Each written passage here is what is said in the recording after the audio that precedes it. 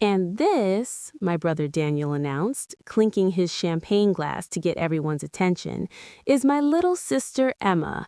She still works at that bakery on 5th Street. We like to keep her grounded. The room erupted in smooth, polished laughter, the kind that never sounds cruel on the surface, but lands like a slap anyway. Crystal chandeliers shimmered above us in the ballroom of the Crestmont Hotel. Men in tailored suits and women draped in silk studied me with polite curiosity, like I was a charity project Daniel sponsored on the weekends. His fiancée, Victoria, tilted her head sympathetically. It's sweet, really. Not everyone is cut out for high-level business pressure. I smiled. I even raised my glass slightly, as if I agreed. Inside, something hardened. My name is Emma Lawson. I was 27 when that happened. I wore a navy dress I'd bought on sale and heels that pinched my toes. I didn't look like I belonged in a room full of corporate executives celebrating a multi-million-dollar merger, but I stood straight anyway. For as long as I can remember, I've been Daniel's little sister, the creative one, the sensitive one, the one who chose passion over prestige. Daniel is 3 years older than me and everything our parents admire. He's strategic, confident, sharp in a courtroom. He became a corporate attorney by 26 and never looked back. Promotions followed, then partnerships, now a merger that would put his firm on the regional map. I, on the other hand, studied visual communication and now worked at a small artisan bakery downtown called Maple and Grain. According to my family, that was proof I never grew up. What they didn't know was that Maple and Grain wasn't just a bakery to me, it was research. 2 years before that merger party, I had an idea. I noticed how small local businesses struggled with branding, beautiful products hidden behind forgettable packaging, and inconsistent online presence. I started offering simple design help to a few of them. Menu layouts, social media templates, logo refreshes. It started small, $50 here, $100 there. Then it grew. But at the merger party, none of that mattered. Daniel had invited me to celebrate as a family. I should have recognized the tone in his voice. It wasn't pride, it was performance. The moment I stepped into that marble lobby, I knew I was part of the decor, evidence of how far he'd climbed, the humble beginnings, the sibling who didn't quite make it. At dinner, conversations swirled around acquisitions, investment portfolios, commercial real estate. I listened quietly, absorbing everything. When someone eventually turned to me and asked what I did, I answered honestly. I manage front of house at Maple and Grain and do some independent branding work. Daniel chuckled lightly. She's being modest. She makes adorable chalkboard menus. More laughter. Victoria leaned toward the woman beside her. It's nice that she has hobbies. Hobbies. I let them think that. Over the next few weeks, the condescension escalated. At a family brunch, Daniel announced he had spoken to a friend who could help me find something more stable. He said, "You're too smart to waste your time frosting cupcakes.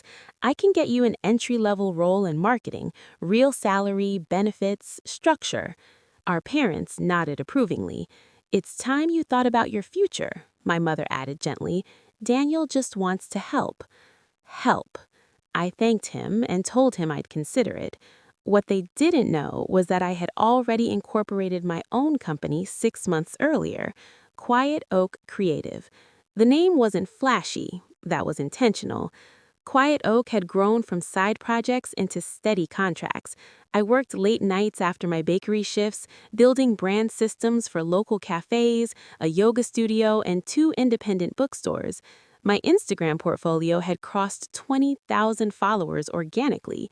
Small business owners messaged me weekly. I kept the bakery job for stability and for access.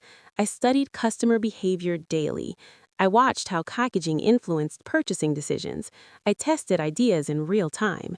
Daniel saw flour on my apron. I saw market research. The breaking point came at our cousin's engagement dinner. Daniel had just finished describing a major client win when Uncle Peter asked me casually how work was going. Before I could answer, Daniel spoke for me. He's still experimenting, he said. We're working on getting her something serious. I looked at him calmly. Actually, I've signed 3 new contracts this quarter. He waved his hand dismissively. Side gigs don't count, Em. Something in me shifted again. That night, I went home and made a decision. If they wanted a demonstration, I would give one to them. 2 months later, Daniel's firm hosted a press event announcing the official merger launch. Local business leaders, journalists, investors, all invited. Daniel insisted I come. "It'll inspire you," he said. "Surround yourself with ambition." I wore the same navy dress, but this time I carried something else: leverage. 3 weeks earlier, Morrison and Vail, one of the largest boutique hospitality groups in the city, had signed a full rebranding contract with Quiet Oak Creative. The project was substantial enough to allow me to leave the bakery entirely. It also happened to involve redesigning the identity of a high-profile restaurant group Daniel's firm had unsuccessfully pitched months prior. He didn't know that. The press event unfolded exactly as expected: speeches, applause, polished networking. Near the end of the evening, Daniel once again drew attention to me. "Emma's our creative spirit," he joked to a small circle of executives.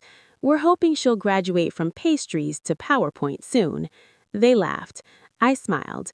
Then one of the executives, a woman named Lillian, who I recognized immediately, tilted her head at me and, "Emma Lawson?" she asked slowly. I nodded. "You're Quiet Oak." The small circle went silent. Daniel blinked. "Quiet what?" Lillian smiled broadly. "We just signed a multi-location rebrand with her last month. Exceptional work. Our board was impressed." Another executive chimed in. "Wait, you're the one behind the Alder and Pine relaunch?" I met his gaze steadily. "Yes." Daniel's face drained of color. Victoria's smile froze. I didn't raise my voice. I didn't gloat. "I've been building my firm for 2 years," I said evenly. "Maple and Grain funded the early stages. I left last week to go full-time." Lillian laughed lightly. "You're underselling yourself. The contract she landed with us is significant." Daniel stared at me like he was recalculating everything he thought he knew. "You never mentioned this," he said quietly. "You never asked." The shift in energy was immediate. Questions came, not mocking ones, but genuine. Revenue growth, client acquisition strategy, expansion plans. I answered calmly. Daniel stood beside me, silent. That night I left before the after-party began. I didn't need to stay. The following weeks were uncomfortable. My parents called, suddenly curious about my business operations. Victoria messaged asking if she'd consider designing some materials for their wedding. Daniel asked to meet for coffee. He didn't apologize immediately. That would have required confronting his own insecurity. But he admitted something else. "I think I needed you to stay small," he said finally. "It made me feel bigger." I appreciated the honesty more than a forced apology. "I was never small, you just weren't looking." 6 months later, Quiet Oak Creative moved into a bright studio space downtown. We hired 2 junior designers, our client list doubled. I was featured in a regional business spotlight for emerging entrepreneurs. Daniel's firm faced some internal restructuring challenges post-merger. For the first time, he experienced uncertainty. We met again after that article ran. "I'm proud of you," he said quietly. This time, I believed him, but I no longer needed it. The real victory wasn't the contracts or the recognition. It was the moment I stopped trying to prove myself in conversations designed to diminish me. Success doesn't always announce itself loudly. Sometimes it builds quietly, steadily, beneath everyone's assumptions. They mocked me at my brother's merger party, but my quiet move changed everything. And the best part? I never had to raise my voice to do it.